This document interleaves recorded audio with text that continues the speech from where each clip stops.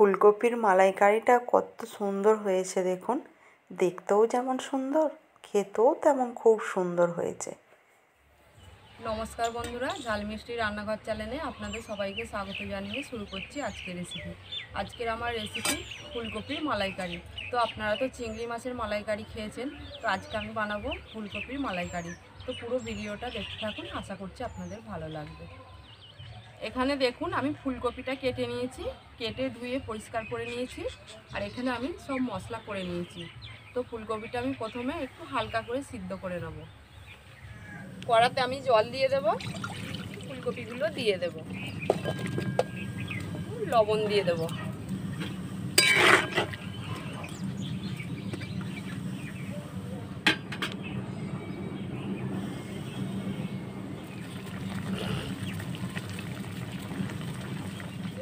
সিদ্ধটা হয়ে গেছে হালকা করে, এবার আমি নামিয়ে নেব। এইবার আমি এই ফুলকপিটাকে ভালো করে ভেজে নেব। ফুলকপি ভাজার জন্য আমি কড়াতে তেল দিয়ে দিলাম। আমি সাদা তেলে রান্নাটা করব, তো সাদা তেল দিয়ে দিলাম। তেলটা আমার গরম হয়ে গেছে, এবার আমি ফুলকপিগুলো ভেজে নেব।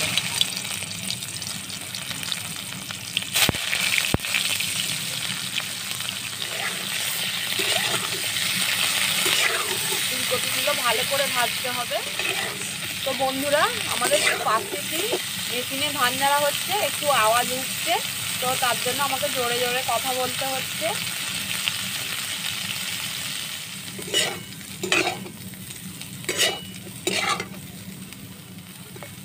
ফুলকপিটা আমার ভাজা হয়ে গেছে, এবার আমি ফুলকপিটা তুলে নেব।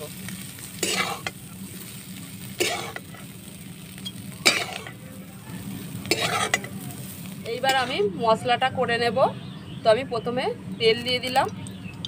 ফোড়নে আমি একটা তেজপাতা নিয়েছি আর কিছু গরম মশলা দিয়েছি, গোটা গরম মশলা, এলাচ, লবঙ্গ, দারচিনি।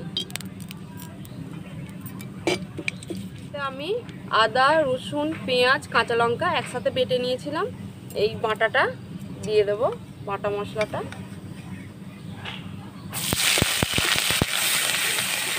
এই মশলাটাকে আমি ভালো করে ভেজে নেব। মশলাটা আমার ভাজা হয়ে গেছে, এবার আমি 1 চামচ লঙ্কার গুঁড়ো দিলাম, হাফ চামচ মতো কাশ্মীরি লঙ্কার গুঁড়ো দিলাম। এতে আমি কাজু আর 4 মগজ বেটে নিয়েছিলাম, তো কাজু আর 4 মগজ বাটাটা দিয়ে দেব।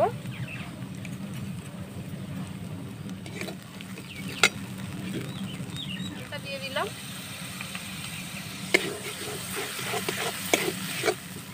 এখানে আমি নারকেল থেকে দুধটা বের করে নিয়েছি, তো এবার আমি নারকেলের দুধটা দিয়ে দেবো। এইবার মশলাটাকে ভালো করে কষিয়ে নেব।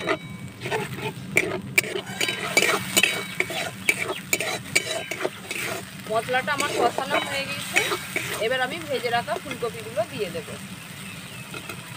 পরিমাণ মতো লবণ দিয়ে দিলাম। এবার আমি ভালো করে কষিয়ে নেব। এখানে আমি 3 চামচ মতো টক দই ফেটিয়ে রেখেছিলাম, এই টক দইটা আমি এবার দিয়ে দেব।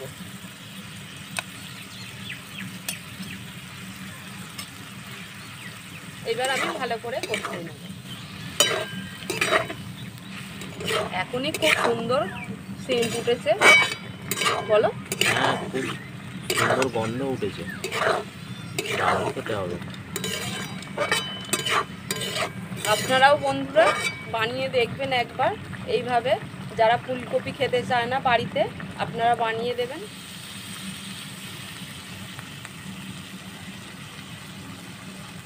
ফুলকপিটা আমার কষানো হয়ে গেছে, এবার আমি অল্প করে জল দিয়ে দেব।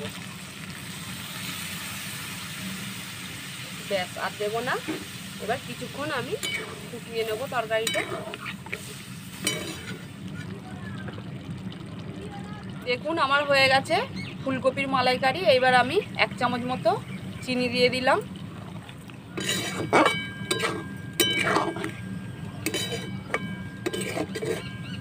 শেষে আমি 1 চামচ ঘি দিয়ে এবার নামিয়ে নেব। এবার আমি তুলে নেব।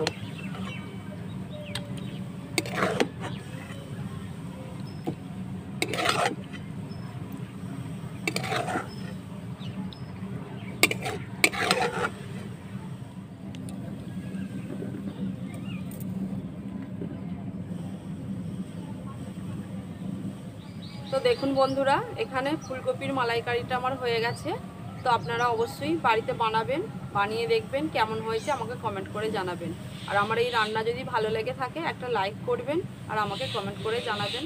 আর বন্ধুরা, আপনারা যদি আমার চ্যানেলে নতুন হয়ে থাকেন চ্যানেলটিকে সাবস্ক্রাইব করে পাশে থাকবেন। আপনারা তাহলে ভালো থাকবেন, সুস্থ থাকবেন, ঝাল মিষ্টি রান্নাঘর চ্যানেলে পাশে থাকবেন। ভিডিওটা তাহলে আমি এখানেই শেষ করছি। দেখা হচ্ছে পরের একটি রান্নার ভিডিও। ধন্যবাদ।